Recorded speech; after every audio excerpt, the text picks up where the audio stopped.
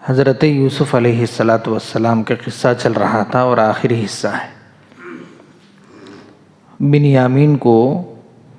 کچھ بہانے اور الزام کی بنیاد پر حضرت یوسف علیہ السلام روک لیے، تو یہ بھائیوں کو کچھ فکر ہو گئی کہ بھئی اب چھوٹے بھائی کو ہم وعدہ کر کے لے کے آئے تھے کہ بھئی ابا سے، حضرت یعقوب علیہ السلام سے اگر وہ روک لیے تو پھر ہم کیسے والد محترم کو منہ دکھائیں گے اور کیا بات کریں گے، اور اگر ہم ایسے ہی چلے گئے تو یعقوب علیہ السلام کے تعلق سے تو ہم نے بات بتائی تھی، تو والد صاحب نے کچھ ظاہری اعتبار سے تو بات مان لی تھی، لیکن اندرونی اعتبار سے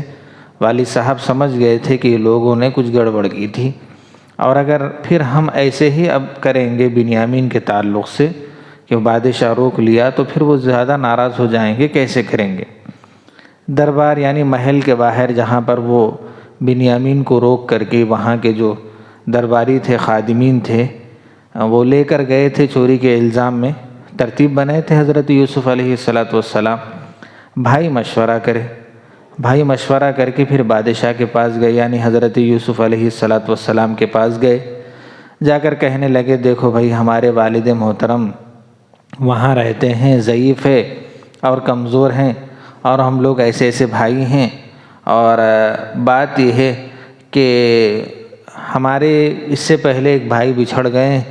بھائی بچھڑنے کی وجہ سے جو ہے والد محترم زیادہ کمزور ہو گئے،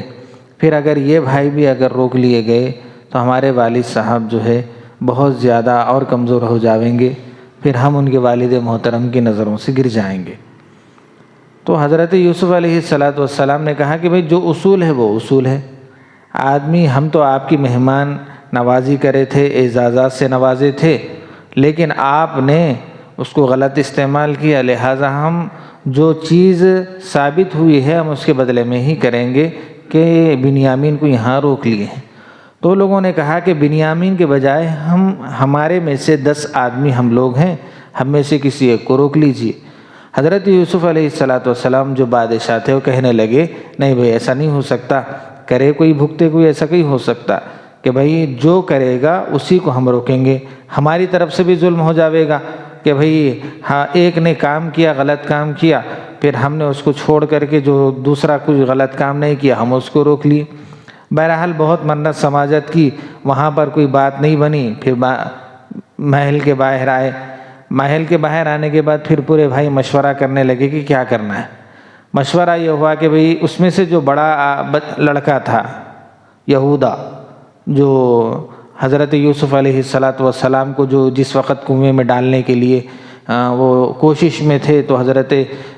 اس وقت یہودا بولے تھے کہ بھئی ان کے بڑے بھائی کے قتل مت کرو، تو اس وقت انہوں بولنے لگے کہ بھئی میں والد محترم کے سامنے اب نہیں جا سکتا، بہتر یہ ہے کہ میں یہیں رک جاتا ہوں، والد صاحب کے سامنے سارا قصہ سنو، اور اس کے بعد وہاں سے کیا جواب آتا پھر آگے دیکھیں گے۔ وہ یہیں رک گئے، یعنی اس 10 میں سے ایک یہیں رک گئے، بنیامین کو بادشاہ روک لیے، اس کے بعد یہ چلے 9 کے 9 غلہ لے کر، جب حضرت یعقوب علیہ السلام کی خدمت میں پہنچے، سارا قصہ سنایا،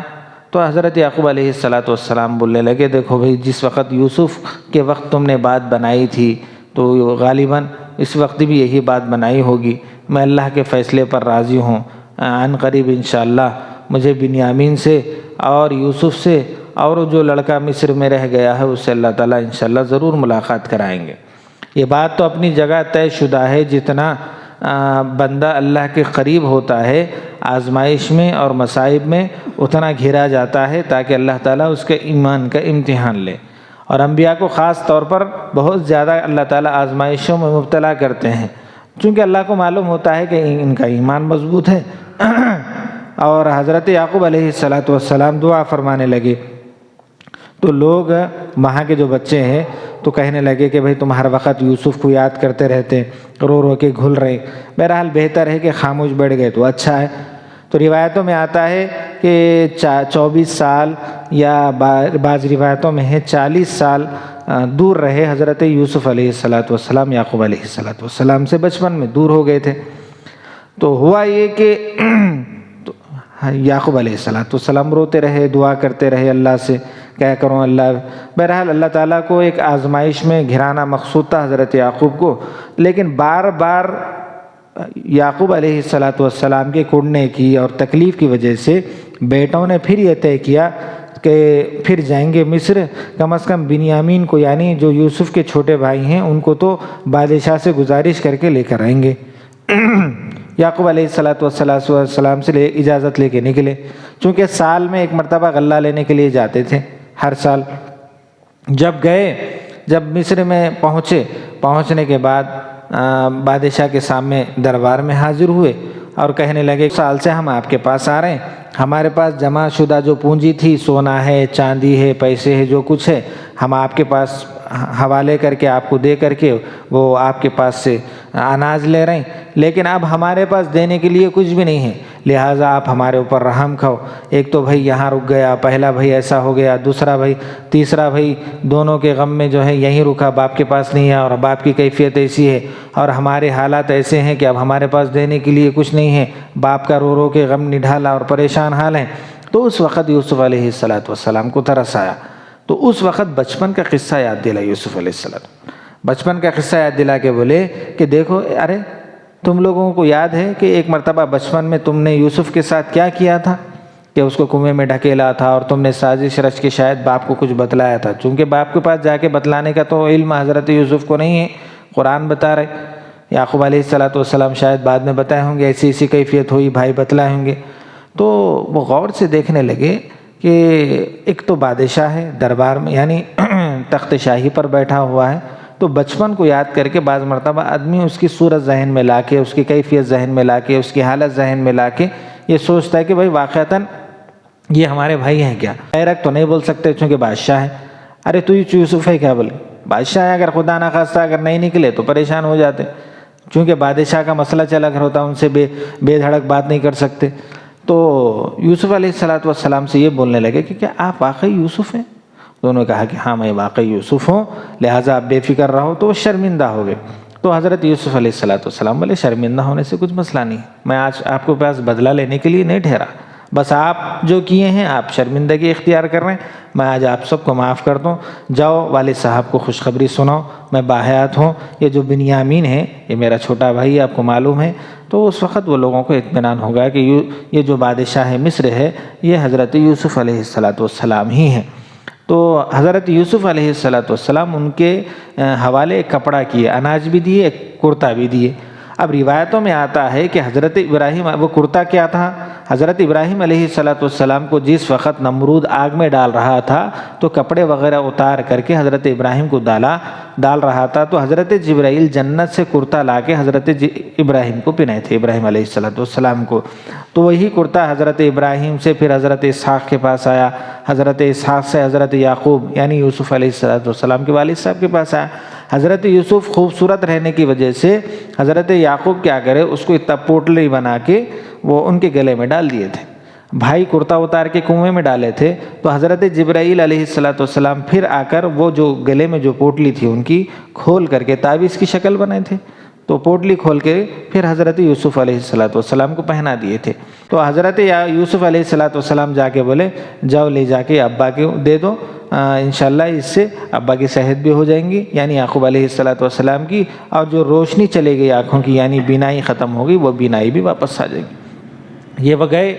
جا کر کے کرتا دیے. جب یہ یہاں سے لے کے نکلے تو اس وقت یعقوب علیہ السلام جو اطراف میں لوگ بیٹھتے ہیں، بڑے لوگوں کے قریب پوترے بیٹھتے ہیں، دوسرے بچے بیٹھتے ہیں، محلے کے لوگ بیٹھتے ہیں، تو اس وقت چونکہ اکثر بولتے تھے یوسف علیہ السلام کا تذکرہ کرتے تھے، تو یعقوب علیہ السلام بول رہے ہیں کہ مجھے یوسف کی خوشبو آ رہی. یہ لوگ یہاں سے نکلے، تقریباً 450-500 کلومیٹر کا فاصلہ ہے دونوں کے درمیان میں، مصر اور جہاں یوسف علیہ السلام بادشاہ بنے اور جہاں ان کا آبائی وطن ہے کنعان، تو یہ اور ان کے درمیان میں 450-500 کلومیٹر کا فاصلہ ہے. تو یہ لوگ نکلے کرتا لے کے، حضرت یوسف جو حوالے کیے تھے، تو یہ کہنے لگے یہاں پر بیٹھ کر کے بھائی مجھے ایسا محسوس ہوتا ہے کہ یوسف کی خوشبو آ رہی. تو لوگ بولنے لگے بھئی آپ یعقوب علیہ السلام یہ بھی بول رہے ہیں شاید تم لوگ میرے کو بوڑھا ہونے کی وجہ سے ایسا خیال کر رہے ہیں کہ بڑھاپے میں ایسا بات کر رہے ہیں، کچھ بھی سمجھو لیکن میرے کو یوسف کی خوشبو آ رہی۔ تو یعقوب علیہ السلام کے اطراف جو بچے بڑے بوڑھے جو بھی بیٹھے تھے کہنے لگے بھئی جانے دو بھئی، آپ کے خیالات ہیں، بار بار یوسف کو یاد کر کے آپ اسی کے خیال میں مگن ہیں، لہٰذا اوپر نیچے آپ یوسف کو ہی یاد کر رہے ہیں۔ بہتر ہے خاموش ہو گئے۔ جس وقت یعقوب علیہ السلام کے پاس وہ کرتا لے کے پہنچے، جب وہ لگائے، روایتوں میں آتا ہے کہ حضرت یوسف علیہ السلام کا کرتا لگنے کے جو بھیجے تھے ان لگنے سے حضرت یعقوب کی صحت بھی ہو گئی اور روشنائی بھی آ گئی، بینائی بھی آ گئی، صحت مند ہو گئے۔ تو لوگوں سے کہنے لگے دیکھو جس وقت میں بول رہا تھا کہ یوسف کی خوشبو آ رہی، یہ لوگ آئے تھے، اب واقعتاً یوسف، تو لوگ وہاں پر بھی خاموش بیٹھے، شرمندہ ہو گئے ہو بھئی۔ تو اللہ کی قدرت دیکھو کہ گاؤں میں کنویں میں حضرت یوسف کو ڈالے، اس وقت علم نہیں ہوا، لیکن وہاں 450-500 کلومیٹر سے حضرت یوسف کا کرتا لے کے نکلے، اللہ نے بتا دیا معجزے کے طور پر کہ یوسف باحیات ہیں۔ بعض روایتوں میں آتا ہے یعقوب علیہ السلام بہت روتے تھے، تو حضرت اسرائیل ملک الموت انسانی شکل میں آ کے حضرت یعقوب کو بتائے تھے، انہوں قسم دے کر پوچھے تھے شاید غالباً، تو بتائے تھے کہ بھئی نہیں ابھی یوسف ابھی باحیات ہیں، لیکن کہاں ہیں آپ کو نہیں بتایا جائیں گا، وہ اللہ کی حکمت اور تدبیر میں ہے، انشاءاللہ آپ کو بعد میں بتایا جائیں گا۔ یوسف علیہ السلام بولے تھے نا بھئی باوا کو بھائیوں کو سب کو بلا لے کے آؤ بول کے بولے تھے، تو پوروں کو لے کر کے چلو بھئی، پورے بچوں کو جو بھی ہے، تو 72 کا قافلہ روایتوں میں آتا ہے، بعض روایتوں میں 54 آدمی تھے، روایتوں میں 54 اور 72، بہرحال جو بھی ہے 72 لوگ مل کے کنعان سے مصر کے اندر داخل ہو گئے۔ معلوم ہوا کہ باپ اور بھائی اور خاندان والے آ رہے ہیں، تو یوسف علیہ السلام جو ہے شہر کے باہر استقبال کے لیے نکلے، باپ سے گلے ملے، بچپن کی یادیں تازہ کرے، خوب روئے دھوئے، گلے ملے اور رونے کی وہ بہرحال ایک سما بنا۔ وہ اس کے بعد چونکہ شہروں میں داخل ہونے کی کچھ حدود و قیود ہوتے ہیں، جیسے آج ہمارے پاس ہے ویزا ہونا، پاسپورٹ کا ہونا، وہ ہونا، یہ ہونا، تو ایسے ہی اس وقت بھی تھے ہوں گے زمانے میں۔ تو حضرت یوسف علیہ السلام بھائیوں کو بولے دیکھو بھئی آپ بالکل بلا جھجک بلا خوف و خطر داخل ہو سکتے ہیں، کچھ مسئلہ نہیں ہے، آپ بادشاہ کے بھائی ہیں، آپ بادشاہ کے خاص مہمان ہیں، آدمی ہیں، آپ بالکل داخل ہو جاؤ، آپ اعزازی مہمان ہیں ہمارے۔ بہرحال محل میں لائے گئے، محل میں لانے کے بعد محل سجا گیا، دربار سجایا گیا، محل میں بٹھایا گیا، جہاں عام لوگ بیٹھتے ہیں وہاں بھائی بیٹھے، اور جہاں شاہی تخت ہوتے ہیں وہاں ماں باپ کو بٹھایا گیا۔ غالباً میدر ماں تھی، تو شاہی دربار میں تخت پر بٹھایا گیا۔ یوسف علیہ السلام پورا دربار سجنے کے بعد جب آئے تو وہاں پر ایک رواج تھا حضرت یوسف علیہ السلام کے زمانے میں، جب بھی بادشاہ آتا تو پورے لوگ گویا سجدہ کرتے تھے۔